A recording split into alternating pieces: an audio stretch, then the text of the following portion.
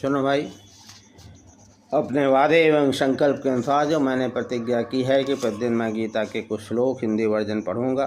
सुनने वाले को लाभ, पढ़ने वाले को लाभ, और सबसे बड़ी चीज़ यह है, भगवान कृष्ण कहते हैं, इससे मैं ज्ञान यज्ञ से पूजित होऊंगा।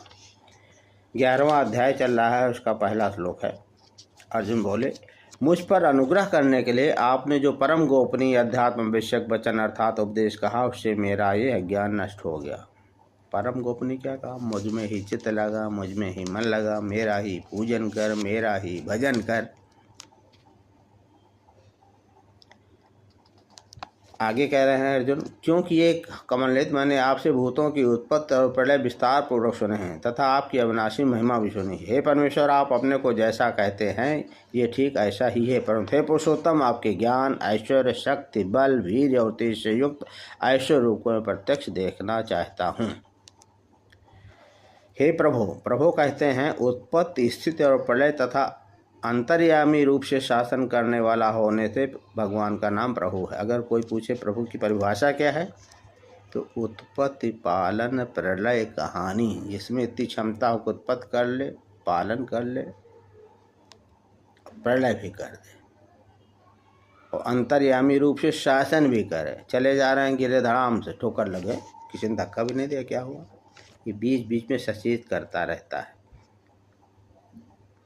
कि देखो कोई है, किसी कर्म का हल्का सा असर दिखाया, हल्का सा इंजेक्शन दिया, सचेत हो जाओ, याद करते रहो प्रभु। उसके बाद भी हम लोग क्या कहते रहे, तो संयोग रहा होगा, गिर गए, अपनी बुद्धि। जबकि बुद्धि का निर्माता भी वही, हम थोड़े हैं कि अपनी बुद्धि को बनाने वाले। 2-4 अक्षर पढ़ लिए तो बहुत बुद्धिमान हो। खैर, उत्पत्ति, स्थिति और प्रलय तथा अंतर्यामी रूप से शासन करने वाला दिखाई तो पड़ता नहीं, गिरा पटक दिए, बढ़ा दिए, तो कोई गोली बंदूक काम ही नहीं आएगी, लगाए।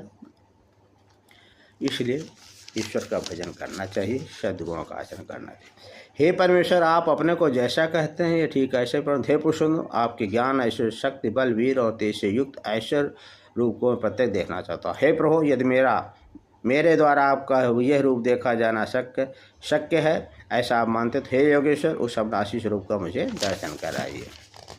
श्री भगवान बोले, हे पार्थ, अब तो मेरे सैकड़ों, हजारों, नाना प्रकार के और नाना वर्ण तथा नाना आकृति वाले अलौकिक रूपों को देख, अलौकिक रूपों को। हे वर्धन से अर्जुन, तो मुझ में आदित्यों को अर्थात आदित्य के 12 पुत्रों को, 8 वसुओं को, 11 रुद्रों को, 2 अश्विनी कुमारों को, 49 मरुदगणों को, ये वायु के 49 रूप है, तथा और भी बहुत से पहले न देखे हुए आश्चर्य रूपों को